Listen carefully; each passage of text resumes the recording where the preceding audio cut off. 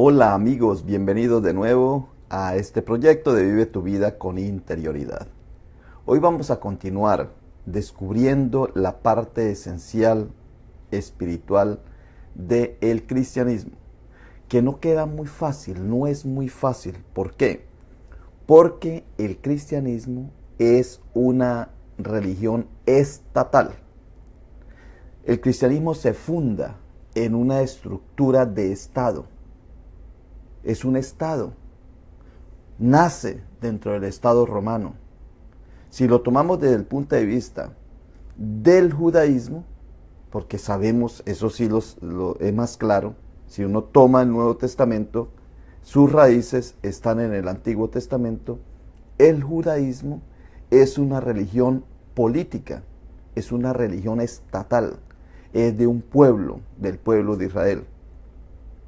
Eso es claro, o sea, es un pueblo estatal elegido, tiene su gobierno, tiene su estructura, por eso es que buscan ampliar allá el territorio de Israel, en Canaán, donde están, que lo tomaron en 1948, de nuevo, con el aval del resto del mundo, de la ONU. Entonces ellos se apoderaron otra vez del terreno y crearon el Estado de Israel, porque es político. ¿Por qué existe el Estado Vaticano? Porque es político. El cristianismo es una estructura política. ¿Quién lo creó? Lo creó el romanismo. ¿Con qué bases lo creó? Con bases del judaísmo que tomó y de lo que ellos tenían como conciencia religiosa, estatal, que era lo de Egipto, que era lo de Babilonia y era lo de Grecia. Los romanos tenían muy bien ese triángulo en su cabeza. El judaísmo había sido influenciado por Babilonia y por Egipto. Ellos habían desarrollado su política religiosa de esas dos visiones, aunque hay otras, pero eso es lo esencial. Y luego, cuando el romanismo decide crear su religión propia, estatal, propia de ellos, como los egipcios tenían su religión propia, como los de Babilonia tenían su religión propia, como el judaísmo tenía su religión propia, como los de Grecia tenían el panteón, su religión propia, los romanos quisieron crear su religión propia. Y por eso fue que crearon lo que hoy día llamamos cristianismo. Todo el Nuevo Testamento, los 4 evangelios, más las cartas que llamamos de Pablo, las universales, todo eso es solamente para el Imperio Romano. Había que distribuir esa idea en el Imperio Romano. Ahora, ¿qué es lo que tenemos que hacer nosotros? Los que buscamos la parte espiritual. Los que buscan la parte religiosa simplemente agarran la Biblia, se la meten debajo del brazo y van y crean una institución y le ponen un nombre. Agarran un grupo de personas, hacen un local y empiezan a transmitir ese evangelio y crean su propia estructura, porque de eso es la esencia. No está escrita ahí, pero en el originario mental, allá en esa herencia, así es. Por eso es que no se salen. Por eso uno ve que en la Edad Media el cristianismo se revolucionó, protestó, pero cayeron en lo mismo, en una estructura. Entonces todo eso de la edad moderna, todas las iglesias que resultaron en la edad moderna, el luteranismo, las iglesias reformadas, anglicanas, lo que llamamos los presbiterianos, los metodistas, los anglos, los anglicanos o los episcopales y muchas más, que yo ojalá un día esto les pueda presentar el árbol, cómo fue saliendo. Todas lo primero que hacen es una organización y una estructura. Les ponen una estructura. Entonces crean una pirámide o crean un círculo, pero es una estructura. Porque en el originario mental viene eso. No está escrito en ninguna parte, pero ahí vienen. Luego, en el siglo XX, ¿qué pasó? Pues en el siglo XX protestaron a los protestantes y se llamó el movimiento Pentecostés. ¿En qué cayó el movimiento Pentecostés? En estructura. Y ese todavía peor, Porque es, como yo le digo, en el nepotismo, cayeron en el nepotismo. Si el papá crea el abuelo crea una iglesia, una estructura de iglesia, porque es que la encierran muy bien, la estructuran muy bien, la doctrinan muy bien, ley, doctrina y unas historias, narraciones, y con eso crean la estructura. Y luego, ¿qué es lo que hacen las iglesias hoy día? Entonces, lo que hacen es estructurarlo. Entonces, el abuelo crea la iglesia, la sigue el hijo cuando se muere el abuelo, y luego, después que se muere el hijo, luego la sigue el nieto. Y así, entonces, la dinastía de los Claudios, la dinastía de los Flavios, la dinastía de los de Babilonia, Nabucodonosor, que fueron como 3 Nabucodonosores, la dinastía de los Herodes. Eso es lo que hay en el cristianismo hoy día. ¿Ve? ¿Por qué? Porque existe en el imaginario mental la esencia de que el cristianismo es una religión de Estado, es estatal. Y por más que protestemos y brinquemos y saltemos, no somos capaces de salir de eso hasta que no despertemos, hasta que no tomemos conciencia y busquemos en las raíces del cristianismo o en eso la pureza de la espiritualidad. Y cuando la encontramos, entonces ya nos damos cuenta y nos percatamos, ya sé dónde estoy, cómo estoy y qué estoy haciendo con mi vida espiritual. Por eso es que vemos religiones sin espiritualidad, porque lo que cabe es la estructura, la caja. Yo siempre digo el empaque, el continente. Compramos un electrodoméstico y nos quedamos mirando la cajita. Compramos la medicina y qué bonita la medicina ahí, pero no la consumimos, no la tomamos.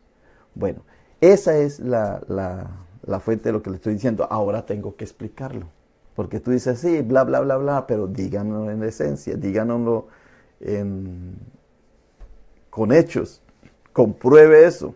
Pues entonces, ahí es donde voy a pasar en este momento ya la cámara para que quede claro lo que les estoy diciendo. Entonces, ¿qué es lo que yo hago? ¿Cuál es la propuesta que yo les tengo? La propuesta es que busquemos en el cristianismo la parte espiritual, lo esencial, la santidad, la gracia de Dios. Porque la gracia de Dios, respirar, comer, dormir, tomar agua, movernos, eso es la gracia de Dios, esa es la parte espiritual. Enchufarnos, respirar. ¿Cuánto no diera yo para que ustedes hicieran el ejercicio de la respiración? Nomás con ese ejercicio, ahí empieza, ese es el comienzo de la vida espiritual. Cuando uno cae en la cuenta, cuando uno despierta, que vivimos es respirando. Que somos una bomba, un globo. Ese globo que hace así, esa es la esencia de la vida espiritual. Cuando nos percatamos que ese músculo, eso que nos hace entrar y salir, no se cansa. Tú vas a hacer ejercicio y tú te cansas, te agotas, te agitas. Tú comes y te llenas. Tú duermes y te despiertas. O sea, tú eso no puedes sostenerte en una sola cosa. Va cambiando. Tomas agua y ya tienes que detenerte, ya no más. Pero el aire no. Tú estás como enchufado a algo. Estás como una cuerda, como el fluido eléctrico, que tiene una cuerdita y la enchufa ya y apenas la desenchufa se apaga de la luz. Así es exactamente la vida espiritual. Es una continuidad de algo. Estamos enchufados. La manera más explícita para uno poder entender esto es decir, la respiración. No hay otra forma. Es lo de la respiración. Cuando uno en la respiración se mete, interioriza y se da cuenta de que esto es un fluido así que no se detiene, ahí empieza el despertar. Ahí empieza el comienzo, el del despertar. Pero claro, ya viene agregado con otros. Ya viene empieza uno a tener buenas relaciones con los demás, otro despertar. A tener buena salud, otro despertar. Desapegarse, otro despertar. O sea que son como, es más complicadito. Pero el comienzo el beginning, como dicen aquí en Estados Unidos en inglés, es la respiración. Eso es lo esencial. Por eso en la Biblia está el Ruaj. Y está en el Nuevo Testamento, que es la Biblia también, está el Neuma, la respiración. La respiración es lo esencial de la espiritualidad. Y entonces cuando tú vas a otras experiencias religiosas, uno se da cuenta que ellos también tienen la esencia, es eso, es la respiración. En la respiración es donde está la vida espiritual. Es ahí, porque es como lo más práctico para uno decir, lo más explícito, para uno decir la conexión con Dios. Bueno, pero no me entretengo más aquí, voy a ir a lo que te prometí. Hoy voy a hacer el programa y si me queda para mañana, pues lo continuamos como siempre lo hacemos. Muy bien. Ayer quedaba acá, que por orden de Roma, les estaba hablando, porque hay que ver el video de ayer, les estaba hablando de cómo hizo contacto Roma con el judaísmo. Y cuando Roma llega a los judíos, por orden de Roma, la autoridad de la religión judía dejó de ser sacerdotal y pasó a ser rabínica, a los rabinos. Por eso a Jesús lo ponen como rabino, a Jesús no lo ponen como sacerdote. Y cuando hablan de Jesucristo, que es sacerdote, profeta y rey, dicen que el sacerdocio es como el de Melquisedec, que apareció en un momento dado y desapareció, que vino con Abraham y Abraham le ofreció, cuando vino de la guerra, Abraham le ofreció el diezmo, el 10% del botín. Y Nabucodonosor, sacerdote de Madián, de ese lugar, el sacerdote le ofreció, hizo un sacrificio, un ofrecimiento a Abraham, o expuso una Eucaristía, lo que llamamos en la misa, que era jugo de uva y pan. Ahí viene, ahí se apegaron, de esa tradición, de esa idea. Luego el sacerdocio de Jesucristo no es por el lado del sacerdocio de los judíos, porque ya se había acabado. Pero aquí yo quiero que me entiendan y darme a entender, que es mejor dicho, es mejor decir así, darme a entender es que cuando se escribe el cristianismo, cuando se escribe el evangelio, lo ponen retroactivo, un siglo antes. Empiezan a escribir como si lo que estuvieran escribiendo sucedió un siglo antes. No fue que sucedió, fue que estaban en una biblioteca, estaban en un lugar y estaban buscando fuentes. Eso lo dice el mismo Lucas en el comienzo, que él buscó muchas fuentes, de muchas maneras, y hasta que compuso el Evangelio de Lucas, como él lo quiso componer. Lo mismo pasó aquí. Bueno, voy a otra vez a centrarme. Por orden de Roma, la autoridad de la religión judía dejó de ser sacerdotal y pasó a los rabinos. O sea, pasó a ser rabínica. Por esta época se creó la Biblia.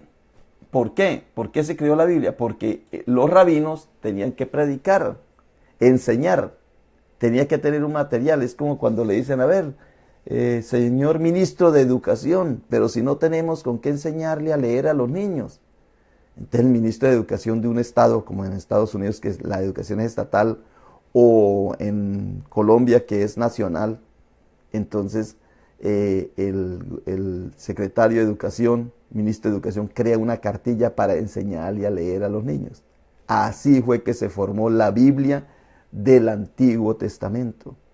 Y del Nuevo Testamento, pues exactamente lo mismo. Así fue, porque son religiones del libro. 3 religiones del libro existen en el mundo. 3 religiones. Una es el judaísmo, 2 el cristianismo y 3 el islam. El islam tampoco, todo lo que narra el islam sucedió. Nada de eso sucedió. Lo ponen como una enseñanza, porque imagínense, ellos son todavía, y eso que fue el siglo VI, ellos todavía son más estrictos, no ponen ni siquiera una imagen de Mahoma. Ellos narran en el texto que Mahoma hizo esto, que hizo aquello. Cuando van a buscar a Mahoma, Mahoma era un campesino, él no existió tal como lo dicen ahí. No era diferente. Pero y esos siglos esto.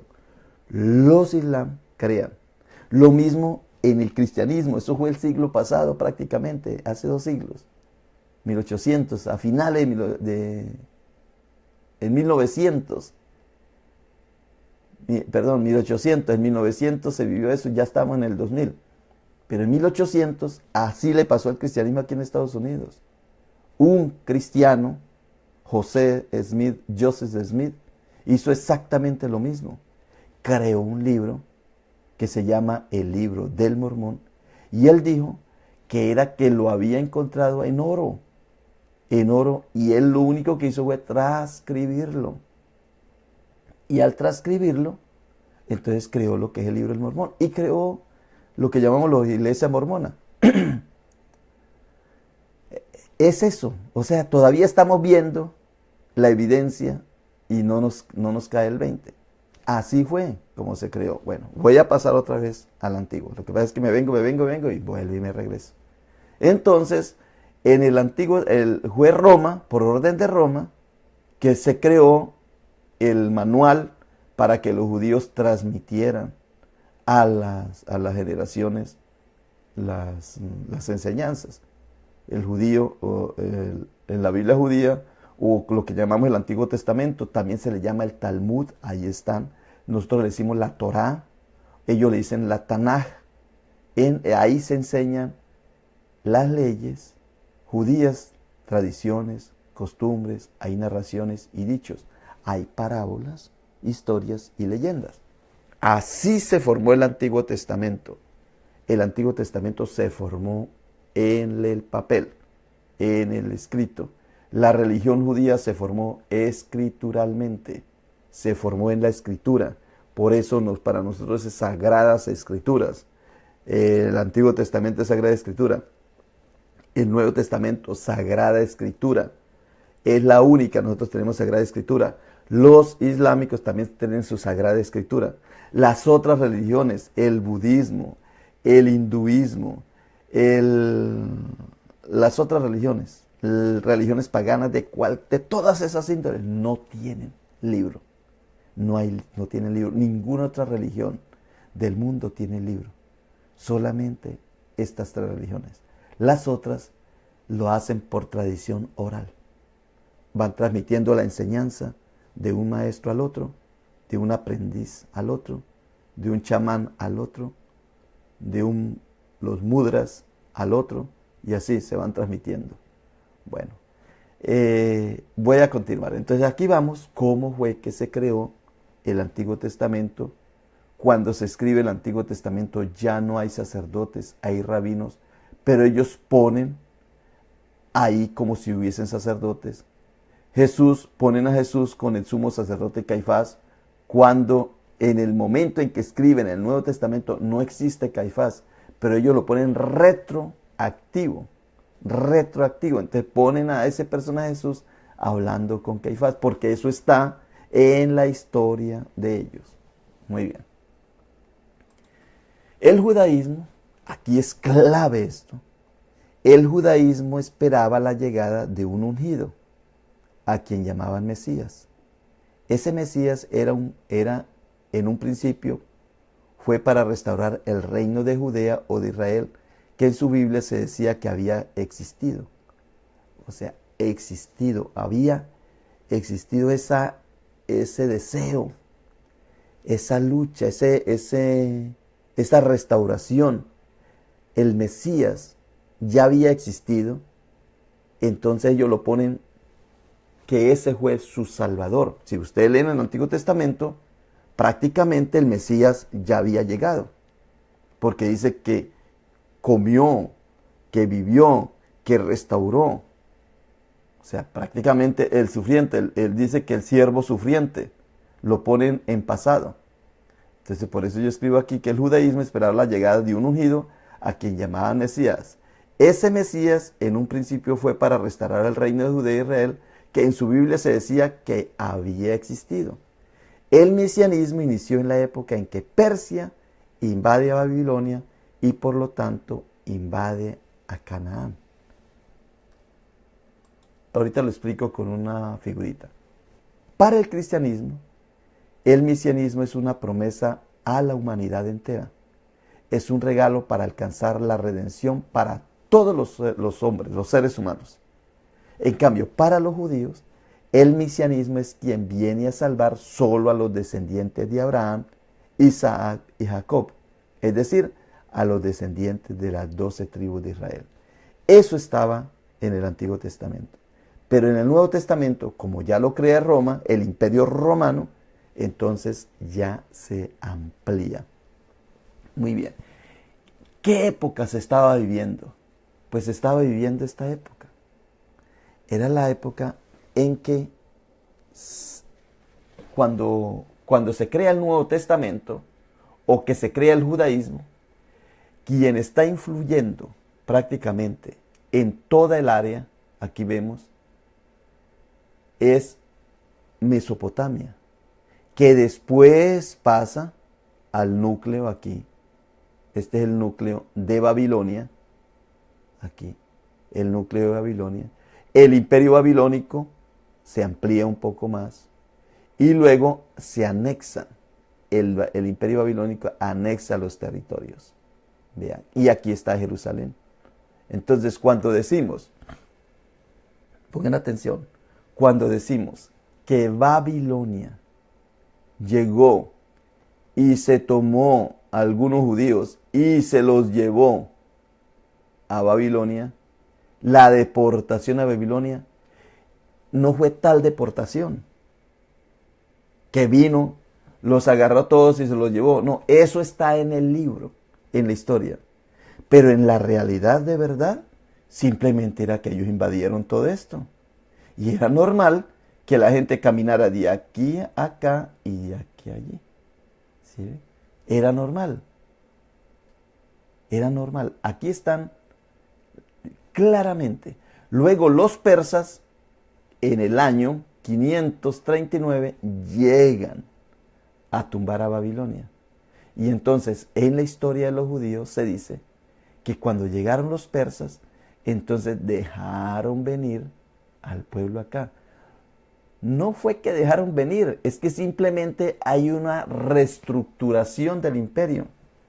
Y los unos regresan acá, los otros para allá, los otros vienen para acá, restaurando al imperio para producir más dinero.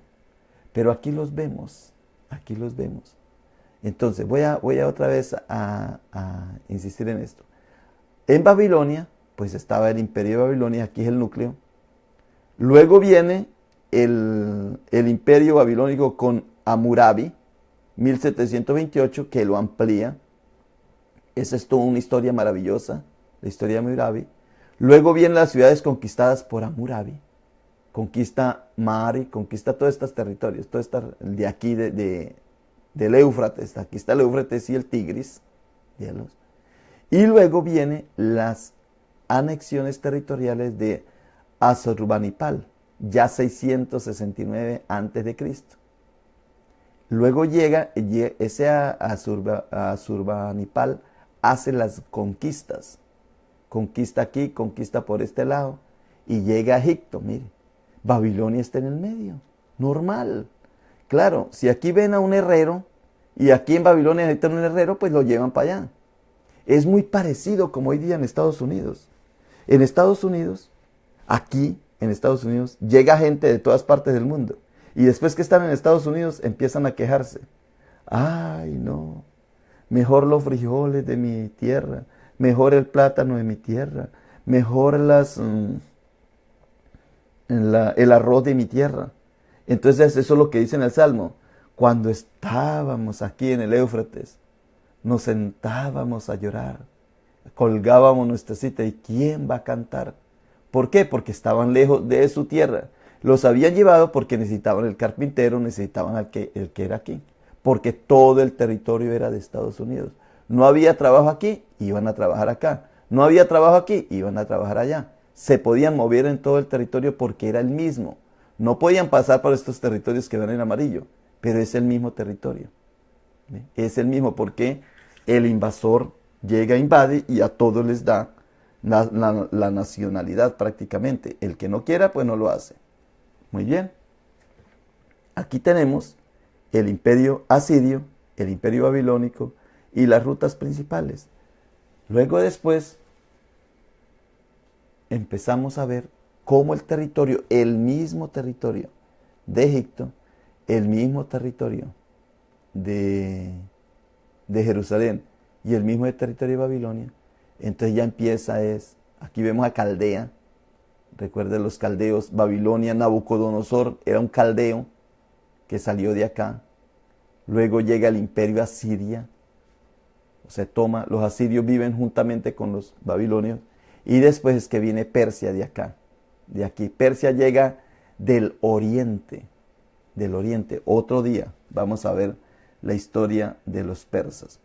Que los persas prácticamente se tomaron de nuevo el territorio. Mire, el imperio persa llega y se toma todo el territorio. Se desarrolla. Mire, aquí está el reino de Babilonia. Vea que el reino de Babilonia cubre Jerusalén.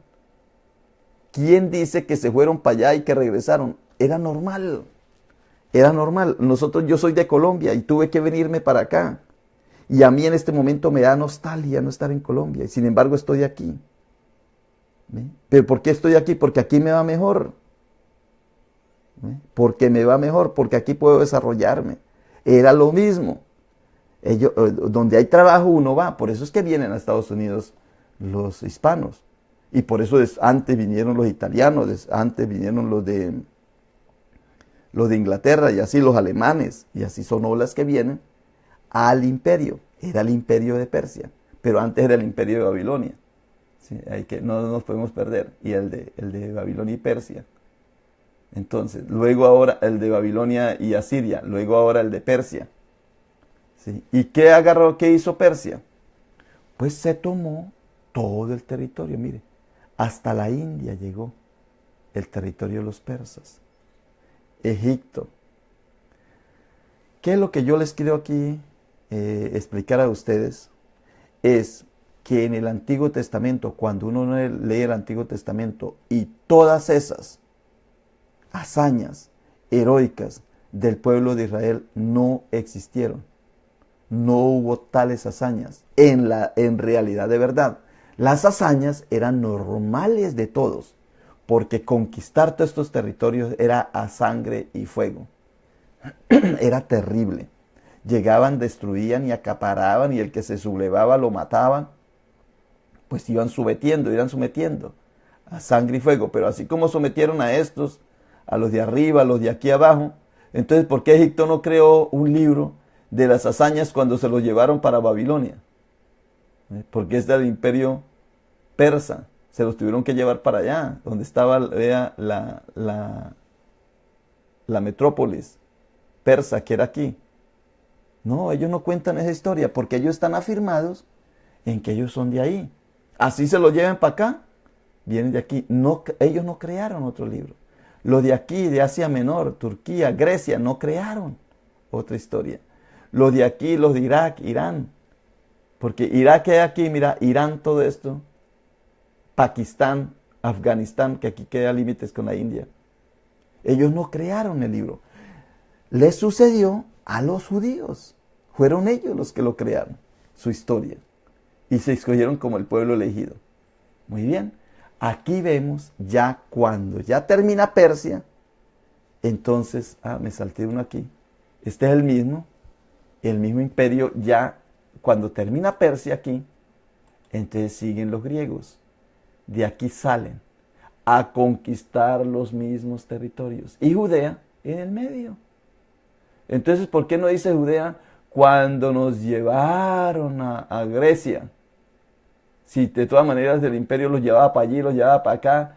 Había una persona con una experiencia aquí y lo necesitaban allá, lo llevaban para allí, para allá. O ellos mismos buscaban dónde comer mejor, porque aquí había pues mucha pobreza. En todas partes había pobreza, entonces iban buscando la riqueza. Aquí vemos cómo se desarrolló el imperio, ya con Alejandro. Egipto seguía así, Jerusalén aquí, mírenlo, Damasco, Gaza, los mismos judíos acá. Pero ellos iban progresando, iban desarrollando, haciendo ciudades. Aquí vemos todas las caminatas, que esto tendríamos que verlo ya en algo más más didáctico en una enseñanza. Aquí simplemente les estoy presentando el ABC de todo este proyecto. Aquí vemos los límites del imperio griego, que era prácticamente los mismos límites del imperio, porque era que el uno agarraba un imperio y luego lo tomaba el otro. Entonces, aquí reparto del imperio después de la batalla de Ixo en el 301. Recuerde que Alejandro muere. Al morir Alejandro, su territorio se desvanece. En el 323 muere Alejandro, mírelo, aquí Alejandro Magno. Entonces su territorio se empieza a dividir. Moría un gobernante que había unido al imperio.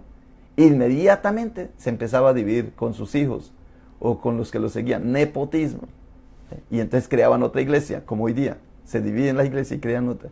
Entonces se repartió el imperio en el 301 después de la muerte, 22 años después de la muerte de Alejandro Magno, que fue el emperador que unió todo este imperio, que era el mismo imperio de los persas, que era el mismo imperio de Babilonia. Y si venimos para atrás, pues son los mismos imperios que ha habido toda la vida. Véalo, lo mismo, los mismos imperios, el mismo territorio de la lucha por tierra. Y hoy día siguen luchando por tierra, allá. Entonces, Casandro era el imperio vea, en Pela. Aquí él lo agarró Casandro. Luego, Lisímaco agarró este territorio. Aquí, esto se llama el territorio hoy día de Irak, de Turquía. Irak queda para acá. De Turquía. Está Bizancio. Eso lo tomó él. El imperio bizantino. Aquí fue donde se formó Constantinopla, ya en el imperio romano. El mismo territorio. Luego los Ptolomeos agarraron acá. Y el Seleuco agarró todo este territorio. Ahí se dividieron en 4 partes el territorio. Los 4 personas que quedaron después de Alejandro. Al final, ya en el siglo II antes de Cristo, entonces aquí vemos las divisiones. Aquí vemos a los Ptolomeos y aquí el imperio Seleucida, que están invadiendo a Jerusalén. Jerusalén se está portando prácticamente como ellos les indican. Ahora, ¿por qué no escriben la historia de que cuando llegó el imperio Seleucida se los llevó para tal parte? No, porque ya estaba escrito. ¿Para qué seguir escribiendo si ya estaba ahí? Muy bien, voy a terminar en el día de hoy con este triangulito para alimentar nuestra vida espiritual, porque estamos en la búsqueda de la vida espiritual. Entonces, ¿cuál es el triángulo del cristianismo en nuestra actualidad? Hay un triángulo. Está Grecia, que es el pienso, luego existo. Está Egipto, que ellos era vivo, luego existo. Recuerda que el egipcio era la vivencia, era el vivir. Y está Babilonia, que es el siento, luego existo. Babilonia es más del cerebro límbico, es más psicológico.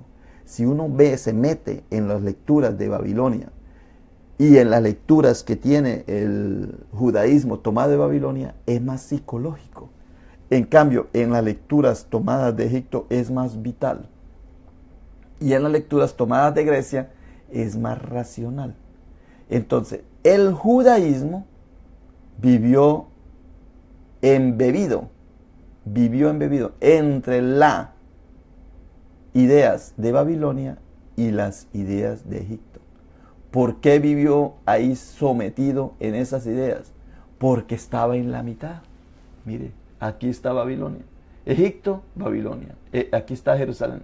Egipto, Babilonia. A veces a Babilonia lo tomaban los asirios y a Egipto seguían los egipcios, pero bajo el imperio de los griegos o el imperio de los persas, o bajo el imperio, de todas maneras el mismo territorio. Cambiaban unos y llegaban otros, y el Jerusalén aquí en la mitad, bebiendo, absorbiendo esto y esto. Y yo digo, por eso es que yo digo, que como los de Jerusalén no tuvieron dinero para comprarle, para hacer las pirámides, pues mejor escribieron. Y como no tenían el dinero para hacer las estatuas de los babilónicos, o de los caldeos, o de los de Mesopotamia, como los queramos llamar aquí, porque esto es un revoltijo, como no tuvieron el dinero, escribieron. Cuando tú no tengas dinero para comprarle a tu hijo un regalo, cuéntale una historia.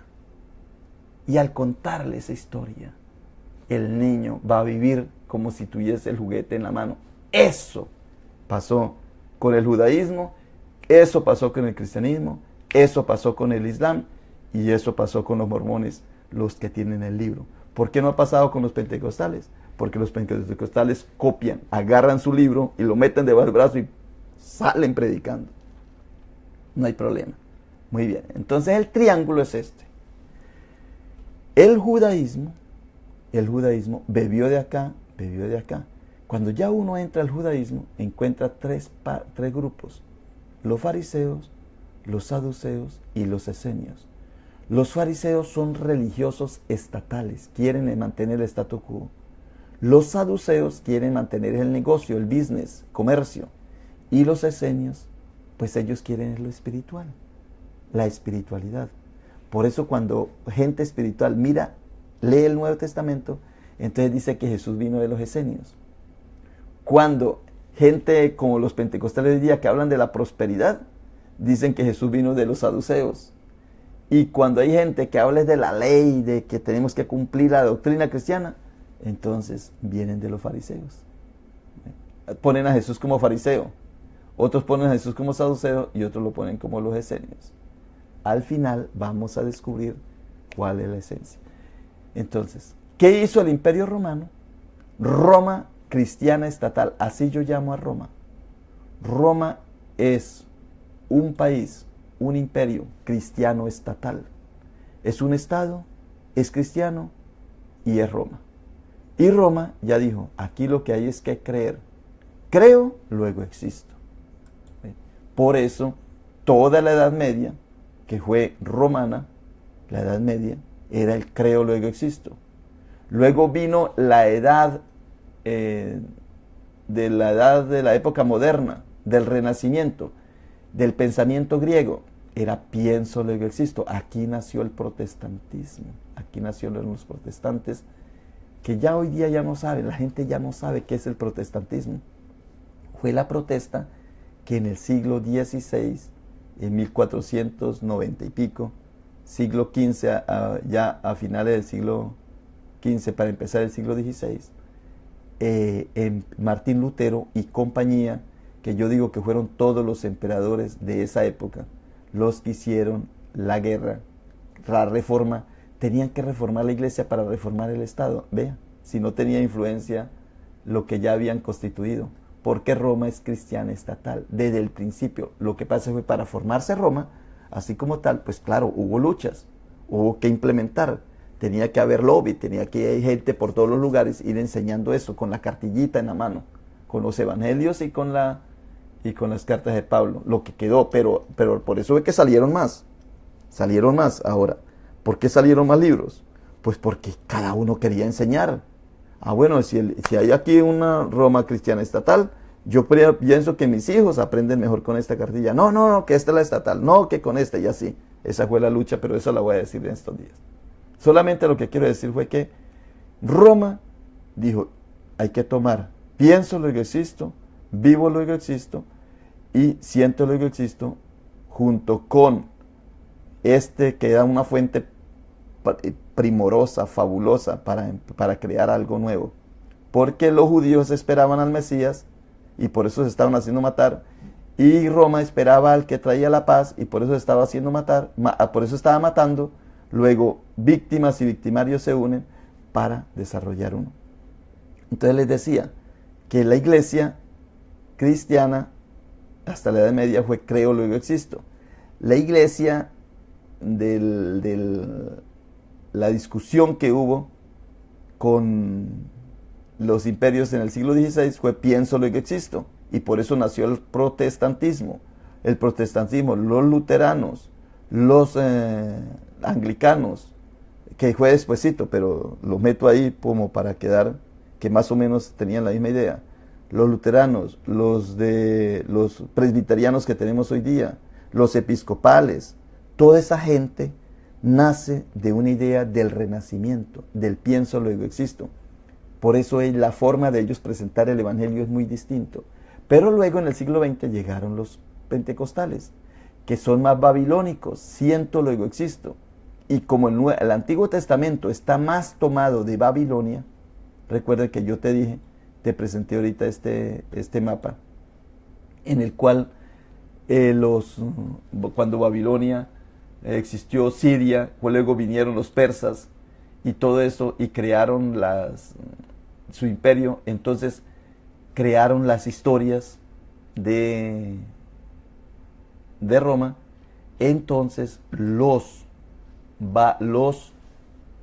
judíos son más babilónicos, tienen más de Babilonia, aunque tiene un poquito de Egipto y muy poco de Grecia, no está de Grecia. Entonces los pentecostales, yo llamo pentecostalismo, pero es la corriente espiritual del siglo XX, llámese como se llame, todas las iglesias que nacieron en el siglo XX, todas las denominaciones tienen influencia babilónica, pienso, luego existo. Y por eso una persona me preguntaba, o varias personas dicen, bueno, ¿y por qué los pentecostales, los modernos, les gusta predicar más el Antiguo Testamento que el Nuevo Testamento? ¿Por qué? Porque son más babilónicos, son más siento, luego existo, se apoyan más acá, porque volvieron otra vez aquí. Un católico predica más el creo, luego existo. Un protestante predica más el pienso, el pensar. Piensa y deja pensar, dicen en la iglesia metodista. Pensar y dejar pensar. Pienso, luego existo. En cambio, los pentecostales siento, sentir. El siento, ve que todo es más psicológico. Ahora, la propuesta mía es que la esencia del cristianismo desde el punto de vista espiritual es más de Egipto, es más el vivo luego existe, es más egipcio. Cuando nosotros volvemos a descubrir en nuestro cristianismo, en las bases de la espiritualidad cristiana, la presencia egipcia, que ahí está, porque precisamente el Nuevo Testamento o la historia de Cristo la historia de Cristo se escribe con fuente de acá. Pero como es estatal, entonces hay una estructura y ahí es donde nos perdemos. Ahí es donde nos perdemos. Muy bien. Quiero dejarlos hasta acá. No sé si los pierdo o les doy luces. A mí me encanta este tema porque me da luces. Entiendo por qué funciona así el cristianismo. ¿Por qué hoy día el cristianismo está en los estadios? Está en los estadios de doble sentido, doble. Está en los estadios con el soccer, con el fútbol americano, el béisbol, con el deporte. Están en los estadios. Y está en los estadios predicándose. Las mega iglesias están en los estadios. Pero como los chiquitos, los de barrio como nosotros, no podemos hacer las mega, porque eso tiene que uno tener mucha gente que lo siga para que le dé el billete.